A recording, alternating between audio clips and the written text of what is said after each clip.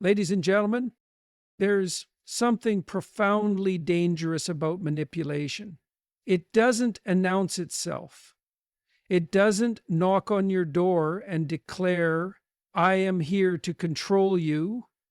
No, it's quiet, insidious, and, worst of all, it often masquerades as kindness, concern, or even love.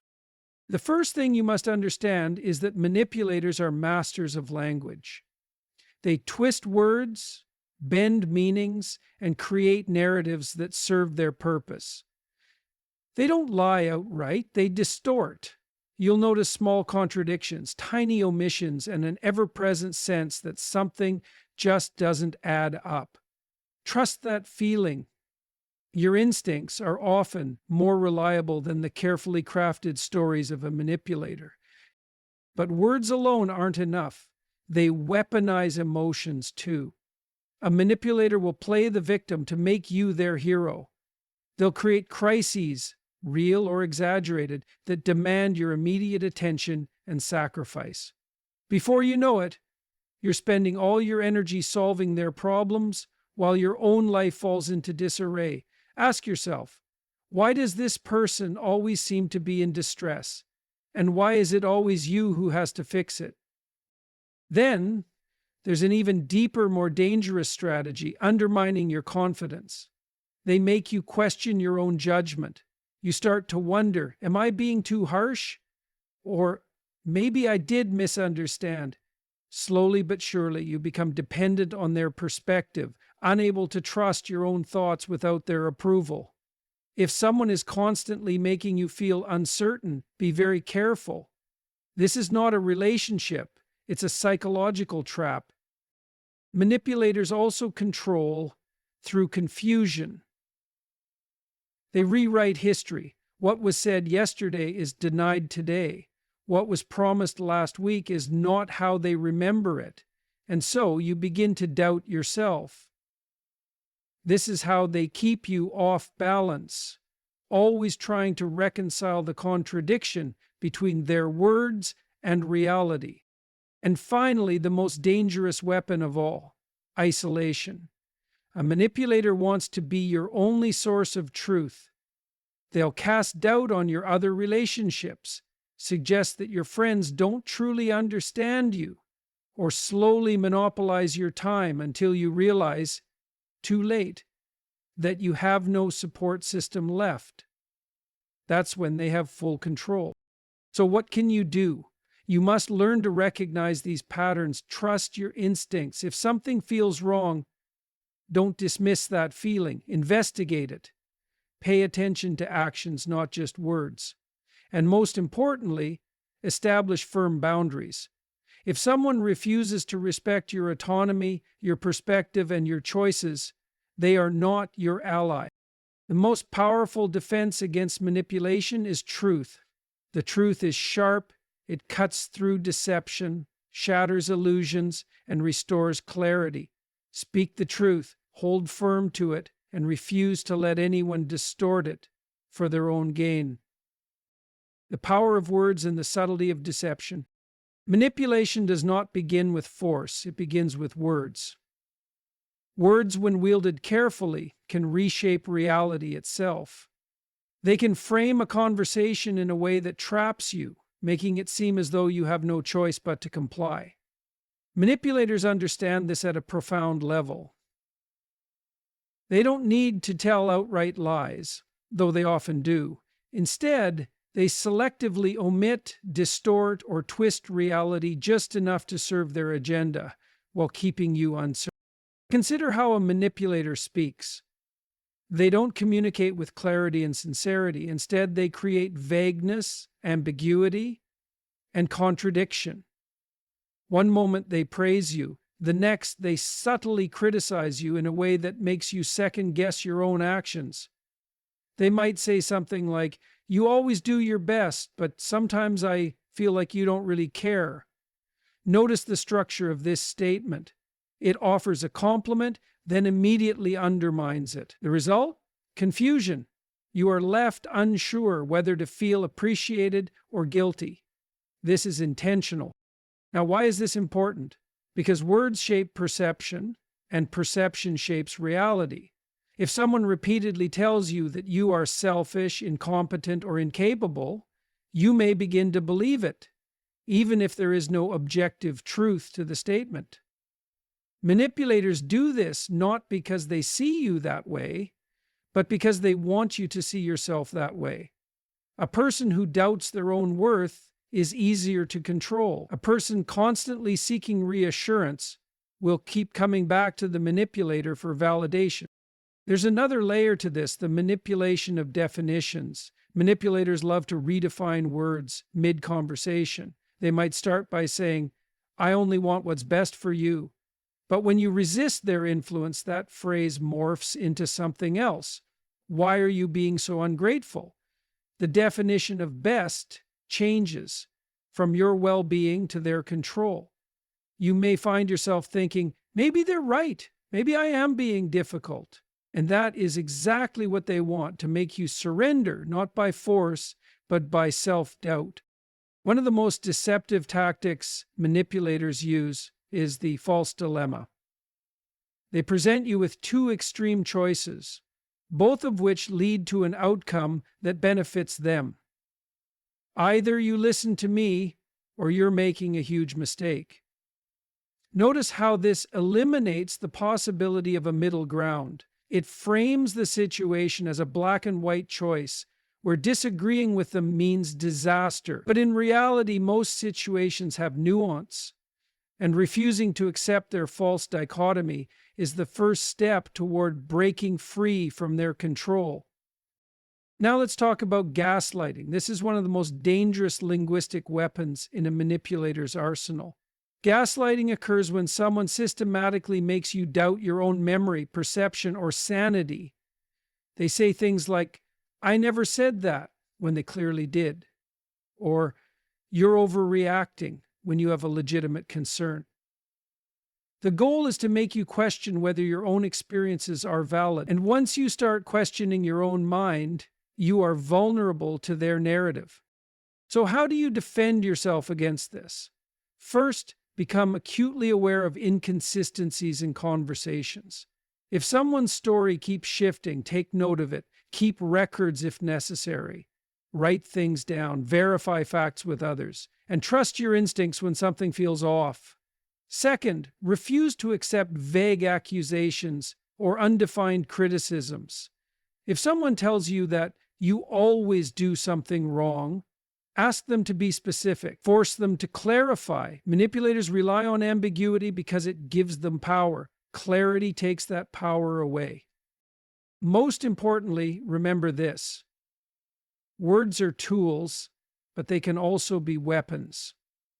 The moment you allow someone else to dictate the meaning of your reality through subtle linguistic manipulation, you give them control over your life. Your best defense is precise speech, critical thinking, and an unwavering commitment to truth. Emotional exploitation, the art of playing the victim. Emotional manipulation is one of the most effective tools in a manipulator's arsenal. They don't always use aggression or threats to control others. Sometimes they use weakness. They play the victim, not because they are genuinely suffering, but because portraying themselves as helpless, mistreated, or misunderstood gives them power over you. How does this work? It starts with the careful use of guilt. A manipulator will create situations where you feel responsible for their happiness, well-being, or even survival. They'll say things like, "After everything I've done for you, this is how you treat me?" Or, "You know I have no one else, right?" These statements are designed to make you feel like abandoning them would be an act of cruelty. And if you care about them, this tactic works. You find yourself prioritizing their needs over your own, even when it drains you emotionally and physically. Another classic trick is the never-ending crisis. The manipulator always seems to be in some kind of urgent distress, and only you can help them. Maybe it's financial trouble, a health scare, or a conflict with another person. But no matter what it is, They position themselves as the perpetual victim. And every time you try to step away or focus on yourself, they suddenly need you again. It's a cycle designed to keep you trapped in their world, constantly tending to their emotional needs at the expense of your own well-being. What's particularly insidious is how manipulators rewrite history to suit their victim narrative. They conveniently forget their own mistakes or misdeeds while amplifying yours. If they were cruel to you yesterday, today they act as if it never happened. But if you made a mistake last year, they'll bring it up every time they need to guilt trip you. Their past is erased, but yours is weaponized. One of the most damaging aspects of emotional exploitation is how it shifts responsibility. A true victim seeks support, but a manipulative victim seeks control. Instead of working to improve their situation, they use their suffering as a means to dictate your behavior. They expect you to accommodate their every need, to tiptoe around their emotions, and to make endless sacrifices, because otherwise, you're being heartless. So how do you protect yourself from this? The key is discernment. Ask yourself, is this person taking responsibility for their problems, or are they always looking for someone else to fix them? Do they acknowledge their mistakes, or do they only focus on yours? Are they truly in distress, or do they seem to be in perpetual need whenever you try to assert your independence? The most powerful defense against emotional exploitation is recognizing that you are not responsible for another person's happiness.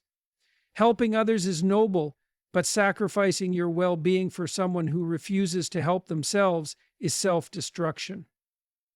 Real victims seek solutions. Manipulative ones seek control. Learn the difference. The erosion of your confidence and autonomy. Manipulators don't control people outright. They make people control themselves.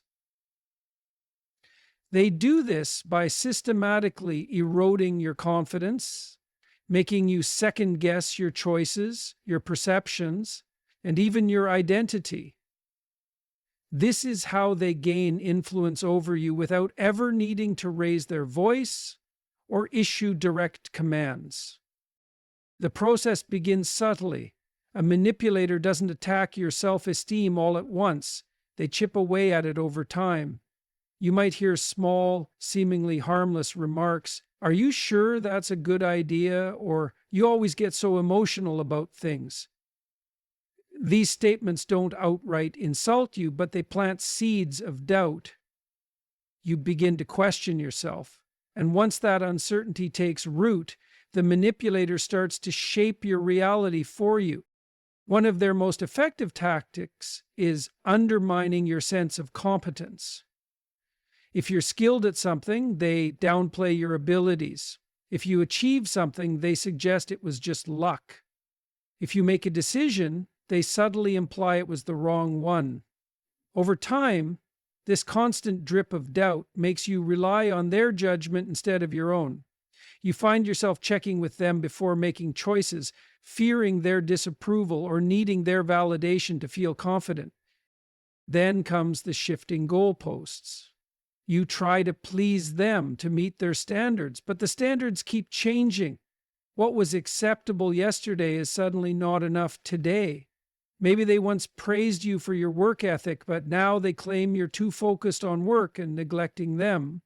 This constant uncertainty forces you into a state of hyper-awareness, always trying to predict what they want next, always feeling like you're falling short. Even your emotions become a battlefield. A manipulator will convince you that your natural responses, anger, frustration, sadness, are overreactions. They'll say things like, "You're too sensitive," or "You're making a big deal out of nothing." Over time, you start suppressing your feelings, afraid that expressing them will be seen as irrational. And when you no longer trust your own emotions, the manipulator gains even more control. But the most dangerous effect of all, you begin to police yourself. You hesitate before speaking, you second-guess your instincts, and you modify your behavior to avoid conflict. This is when the manipulator has truly succeeded, when you no longer need their criticism because you've internalized it. You've become your own warden, keeping yourself in check to avoid upsetting them.